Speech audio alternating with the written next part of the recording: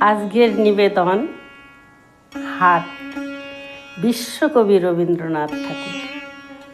কুমোর পাড়ার গরুর গাড়ি, বোঝাই করা কলসি হাড়ি, গাড়ি চালায় বংশীবদন, সঙ্গে যে যায় ভাগ্নে মদন। হাট বসেছে শুক্রবারে, বক্সিগঞ্জে পদ্মা পারে। জিনিসপত্র জুটিয়ে এনে গ্রামের মানুষ বেচে কেনে।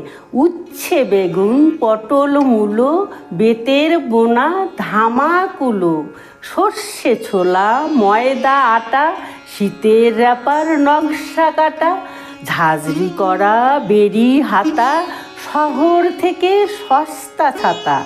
কলসি ভরা এখো গুড়ে, মাছি যত বেড়ায় উড়ে।